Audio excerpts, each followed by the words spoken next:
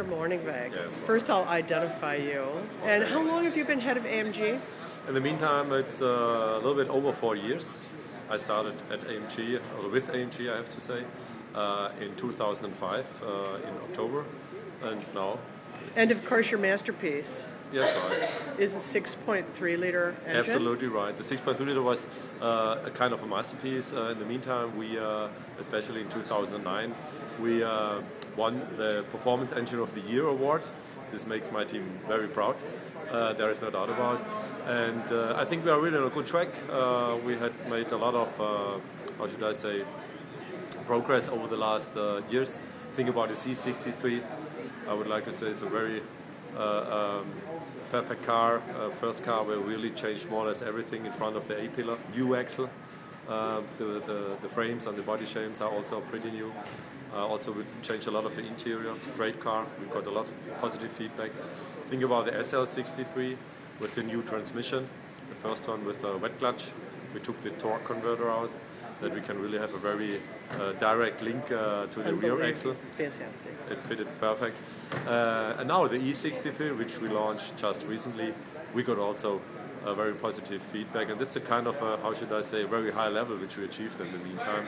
In the past our cars are very strong, straightforward, but now I think we are really also very focused on handling, lightweight, we did a lot of stuff.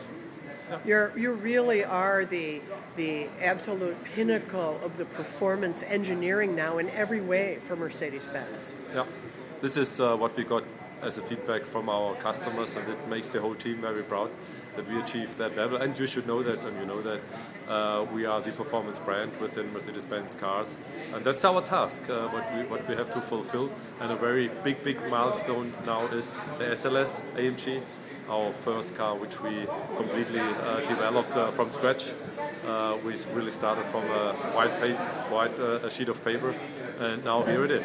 What's your dream for this car as far as the numbers sold, its exclusivity? What do you see? The point was, when we started the development, we had a clear target. It has to be a super sports car. It should be in that segment where Porsche 911 Turbo is in, where the Ferraris are in, where the newer Audi R8 V10 is in. That was the clear target, and what makes me really happy is that we achieved that target. I would like to say we overachieved it, because I drove all the time also the competitors in the meantime, and I think we achieved a really outstanding level with it. And the feedback which we got from the journalists, from colleagues like you, and also from the first customers who are really interested in that car, gave us a very positive feedback, and that makes me happy. Why did you have gullwing doors instead of just a coupe? The point was that when we made the concept around about 3 years ago, first of all we started technical-wise, because we said we would like to have a well-balanced car, 47% of the weight in the front, 53% in the back, to have a great traction and grip. The center of gravity should be very low. This was how we started the car. Then lightweight was a clear target. We reduced the weight tremendously.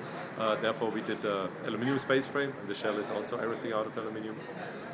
And then, finally, we thought, where will be then the driver's seat? The driver's seat will be very close, because we put in place a trans-axle concept. That means that the transmission is in the back on the rear axle.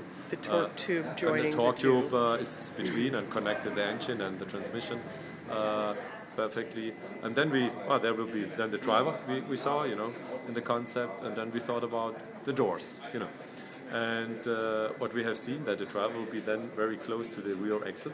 And then I saw the 300 SL, and we thought about it, and then we saw that the driver at that time also sit at the same place, very close to the rear axle. And we had a little discussion, and then we said it might be a good idea if we will take once again these gullwing doors, because only one company can really do that. It's Mercedes-Benz, and we are part of Mercedes-Benz. Then we thought we can really do it, and we had it done, and the feedback great. Certainly iconic. Yes, iconic. Yes, it's absolutely magic. So I just drove the wagon, and I think to myself, the hammer is back. Right. The hammer. The hammer is back. When we introduced the car in July this year, 2009, This was also a phrase which we got very often from your colleagues and also from our perspective, because we really put in a lot of competency and know-how into that car. I think we achieved it. We achieved the target very clearly. And it's the hammer back again, which we had years ago, which made us, how should I say, very well known, especially in the US, and now it's back again. I always felt like the housewife from hell when I drove it. Wow! I hope when you drove with it, you can hear the, you know. Do you know the way to help? You hear me? the highway? That's hilarious. Actually, what I heard was the rumble of the exhaust, and it sounded like a Tuvan throat singer. Yeah, no, that's right. And it's always important for us that we work very hard on the sound design. And I think we achieved it. Well, we're glad that you're here. You've done a remarkable job for AMG. Thank you very much. It's in good hands. Thank you for that. Thank you.